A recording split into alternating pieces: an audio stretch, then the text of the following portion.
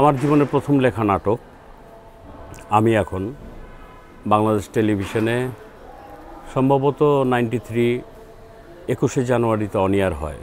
আমাদের প্রিয় একটা বড় ভাই আরণ্যকের প্রেস ক্লাবের সামনে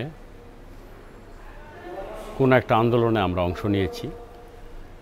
সেখানে আমার তখন আমি এখন নাটকের কথা বললাম, সেই নাটকটা অনেক জনপ্রিয় হওয়ার পরে ওইটা বলতে ভুলে গেছি, তখন প্রান্তিকের সেরা বছরের সেরা নাটক সেটা টেলিভিশনে। তো আরণ্যকের একজন বড় ভাই আমাকে বললেন, বাপের নামে চামে নাট্যকার হয়ে গেল না, আমজাদ হোসেনের ছেলে চামে নাট্যকার হয়ে গেল। তা আমি তাকে প্রশ্ন করলাম, নাট্যকার কি চামে হওয়া যায়? যোগ্যতা ছাড়াই চামে হওয়া যায়? আমি কার সন্তান এটা বড় কথা না, আমি কি যোগ্যতা ছাড়া নাট্যকার হয়েছি? এই নাটক দেখে দর্শক কি বলেছে, টেলিভিশনের কোয়ার্টারের সেরা, বছরের সেরা।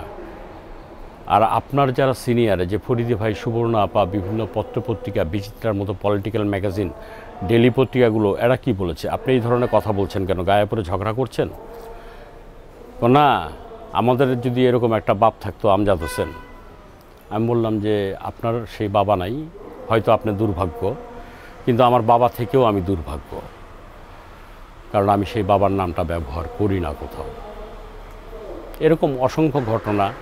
যেমন বইমেলায় একবার মাধবী সংবাদ না আগুন লাগা সন্ধ্যা, আমার ঠিক মনে নাই, তখন বইমেলায় বাবুরাজ খান ফিল্ম পরিচালক, আমরা সবাই আড্ডা দিচ্ছিলাম। উনি বললেন যে তুমি কি আমজাদ হোসেনের বই থেকে অটোগ্রাফ আনতে পারবে বইয়ে? আমি বললাম যে কেন যাব আমি, এটা তো ইচ্ছা করে আমাকে ঝামেলায় ফেলার চেষ্টা করছেন, আমি তো তার সামনে যাই না, তার সাথে কথা বলি না, কেন এটা করছেন? তারপরে একসময় তার বললো যে দেখি, তো লাইন ধরে সবাই বই কিনছে, ওই বইটা খুব ভালো যাচ্ছিল, পাঠকরা লাইন ধরে বই কিনছে, তো লাইনে আমিও দাঁড়ালাম। শেষ পর্যন্ত যখন আমি আমজাদ হোসেনের সামনে গেলাম, আমজাদ হোসেন আমাকে দেখে কোনো কথা বলে নাই, আমি কোনো কথা বলি নাই। স্টলে যারা ছিলেন তাদের কাছে আমি বইটা চাইলাম, বইটা এনে দিচ্ছেন, তো আমি বললাম যে রাইটার উপস্থিত আছে, তার অটোগ্রাফ দিবেন না? এই জন্যই তো বইটা কিনতে চাই। তখন নিয়ে গেল। তখন আমি আমজাদ হোসেনকে উদ্দেশ্য করে বললাম, আমার নাম সাজ্জাদ হোসেন দোদুল, বাকিটা যা লেখার আপনি লেখেন। তো উনি লিখে দিলেন, সাজ্জাদ হোসেন দোদুলকে শুভেচ্ছা। কিন্তু বইটা আনার পরে এই বইটা নিয়ে যে ঘটনা শুরু হলো আমার বন্ধুদের মাঝে আর বাবুরাজ চাচা এই সবগুলোর মাঝে, কে কাকে ছুঁড়ে দিচ্ছে, কে কখন দেখবে, কি অবস্থা, বইটাই আহত নিহত হয়ে যাচ্ছে, এরকম একটা অবস্থা।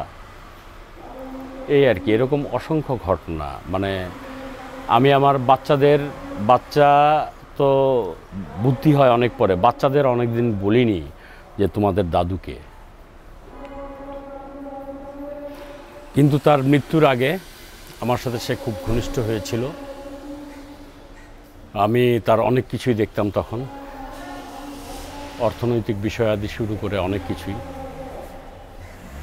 তার মৃত্যুর পরে, মার মৃত্যুর পরে আমি বুঝতে পেরেছি বাবা মা কি। সেই উপলব্ধি আমি এখন বোঝাতে পারবো না আপনাদের।